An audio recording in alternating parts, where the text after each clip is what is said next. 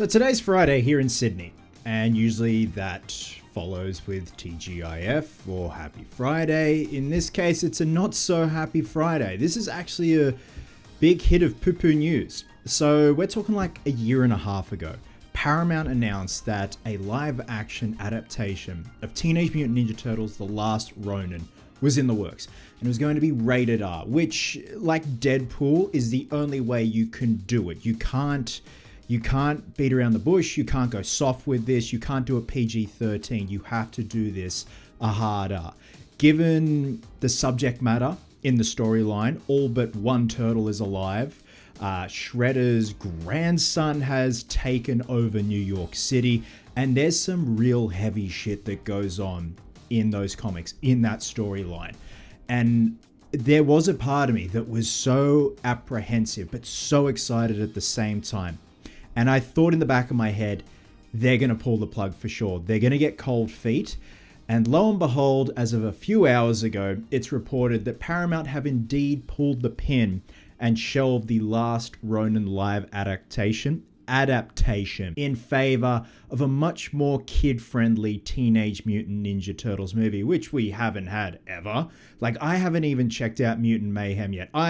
I like the animation from what I've seen. It looks brilliant. It looks intriguing, very much like Into the Spider-Verse and the Spider-Verse films.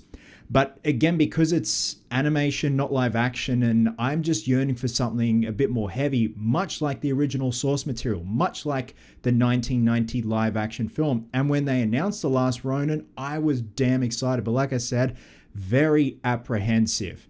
And their reasoning is, after all these years, for a live action film, for the first cab off the rank in a while, like obviously the last live action, well, even though they're CGI, live action film we had was Out of the Shadows, which did not do well critically. I think it did well financially, but critically it did not do well at all.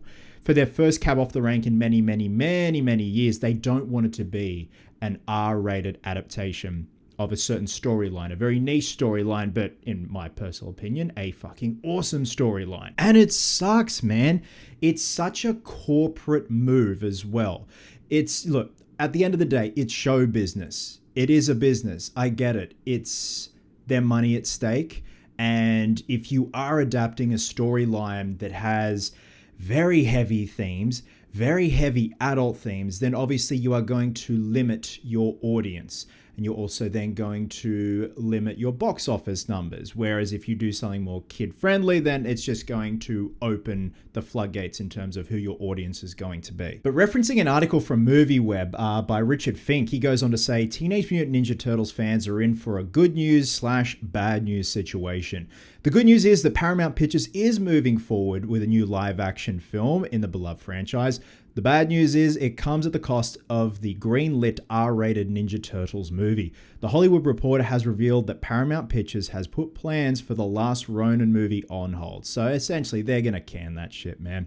While the studio is interested in revisiting the property someday, the trade notes that Paramount Pictures does not want the franchise's first live-action film in over a decade to be for adults only. Reportedly, Nobody filmmaker Island Nashula was in talks to direct The Last Ronin. Obviously, we had Nobody 2 that came out very, very recently.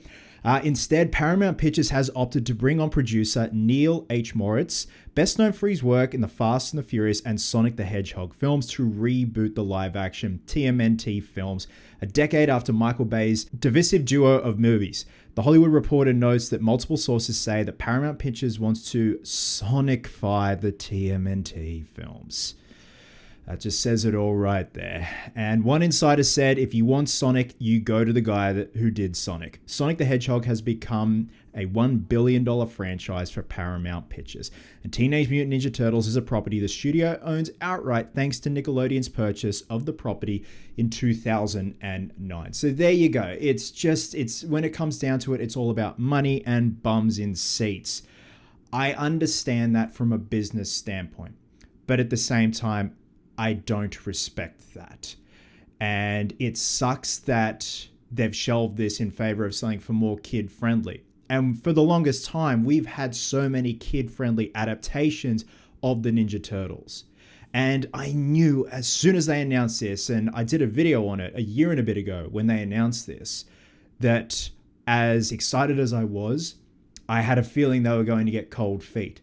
And who knows? Imagine if they went through with it and it became $1 billion movie like Deadpool and Wolverine. I think there definitely was potential there. And I'm trying to remove that bias of being a hardcore TMNT fan and also a fan of the Last Ronin storyline and everything that goes on in that. I think it could have been so good.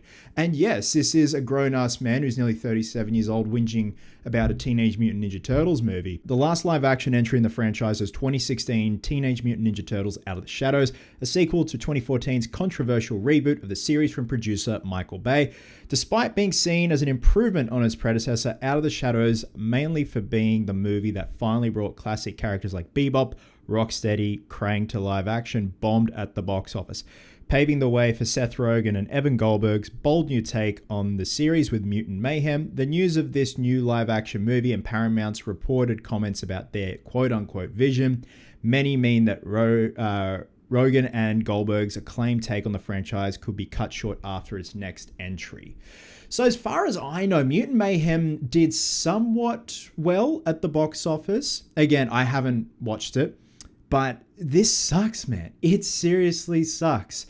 And at the end of the day, it's showbiz. It is a business. It is about money. It is about bums in seats and box office returns. And as shit as it is, at the end of the day, a kid-friendly TMNT will do better at the box office. And I guess if you really went full force and did The Last Ronin, how The Last Ronin is, in terms of from the comic pages to live action, then yeah, you're going to get an R rating. You'll probably get an MA 15 plus rating here, or I doubt you'd get an R rating here, an R18. There's no way. But you obviously are limiting your audience, but you never know. That risk could pay off, like I said, with Deadpool and Wolverine, or even the first two Deadpool films. Stick to the hard R, give it a chance.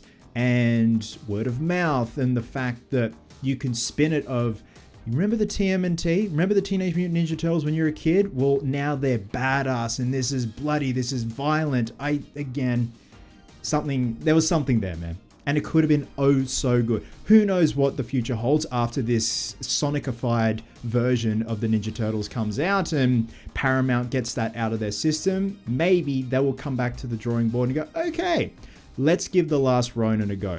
Very doubtful, but again, a guy can dream. So with that being said, guys, drop a comment below. Let me know your thoughts on this situation. It's shit. I was really excited. I was actually really excited. And yeah, when they broke the news a year and a bit ago, I was flabbergasted. I never thought in a million years they would even consider it. Look, I'm just kind of glad they did. It sucks that where we are now, but you don't know what the future holds. And man, Sonic-fying the TMNT. This is where we're at now. Anyway, guys, happy Friday. Love you guts. And I'll catch you in the next one.